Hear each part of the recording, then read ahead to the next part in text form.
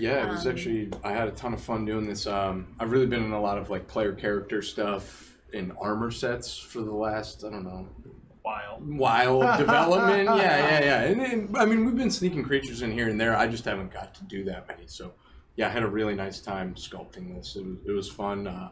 Again, Jinsey and the whole team, Carson, Keith, everyone really collaborative. So everyone gave me a ton of feedback during the whole sculpt process. So I had a really fun time designing this this month, because this month was very like clerical and like nature oriented. Yeah. So it was really fun to do, and you guys made it come to fruition, and it's amazing. No, I appreciate it. Yeah, a lot of the design stuff that's been coming in for the cosmetics is awesome. There's a lot of really cool stuff.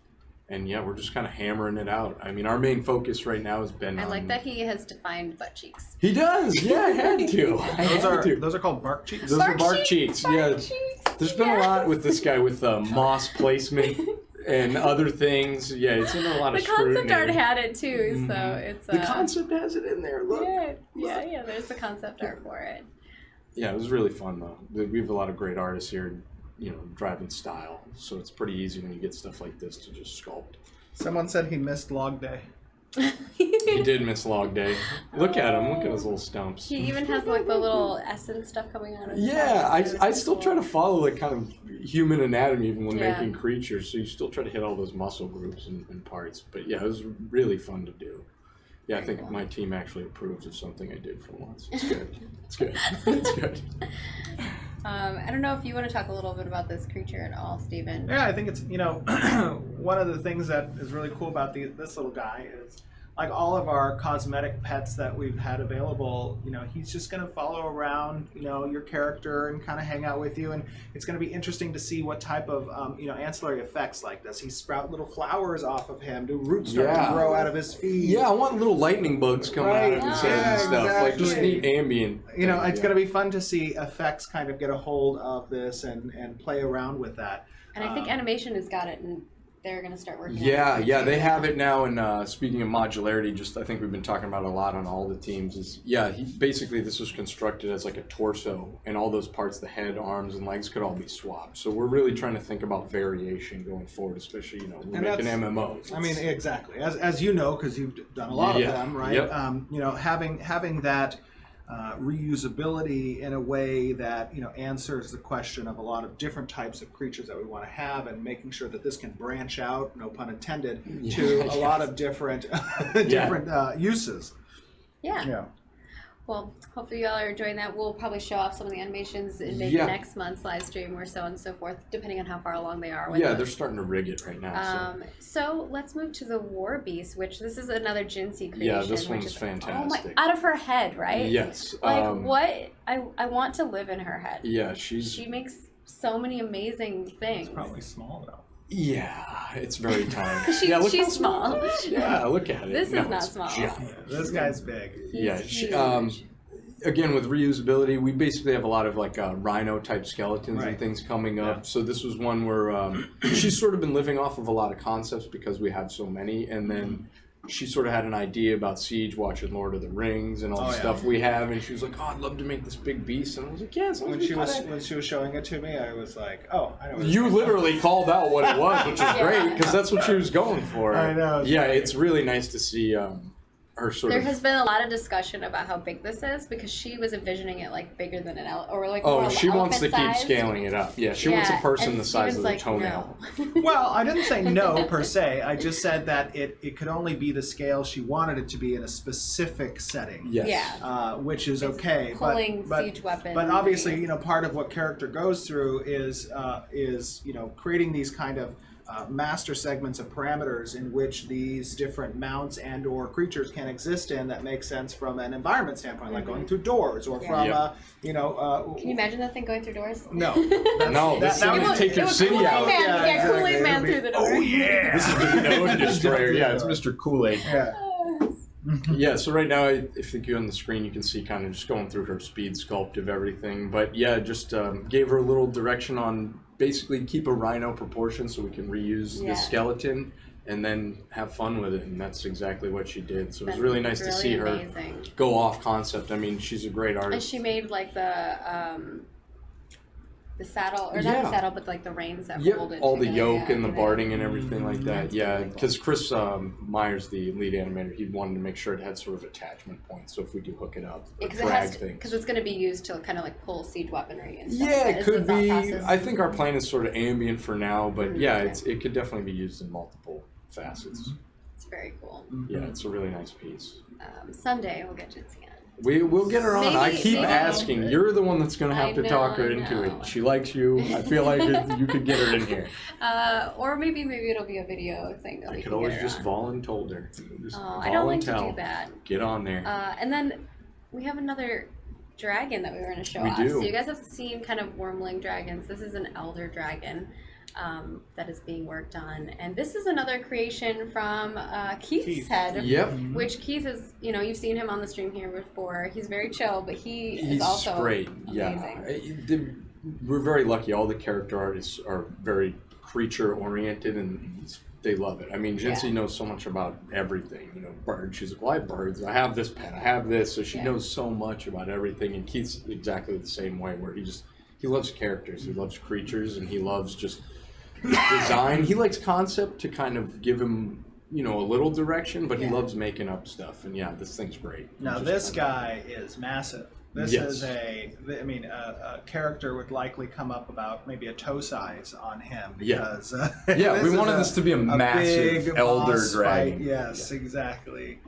And seeing, I remember when I used to play Lineage 2, and the first boss I fought in Lineage 2 was Antheris, and Antheris was this huge boss, and huge boss. And I thought that was so cool because you would see 100+ people running around in that, and he just dwarfed everybody, and it was a really fun experience. So having something that's super big like this guy is very cool. Yeah, I think he did a really nice job, and it's got a lot of like the quality of like Elder Scrolls dragons and stuff. And if Keith had his way, it would be one guy running at that with a sword. That's the game he wants to make. So fun story.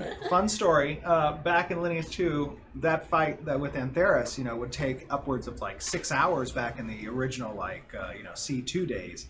And I was playing a bishop, and we had an enemy alliance that went to go fight Antheris, and there was I was in the raid with them, and I left the raid, and it took like 6 hours, like I said. But in Lineage, it took like, I would say, 6 hours to get a percent at like max level, right? So it was like a significant amount of time. And when you died, you would lose like 4% unless you got res by a healer.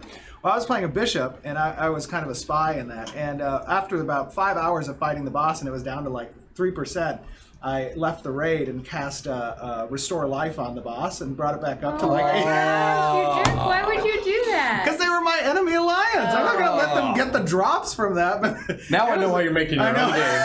Now I know. That was so I was like 18 or 17 or something. But yeah, it was fun. So good. So bad. So bad. I flagged and died though.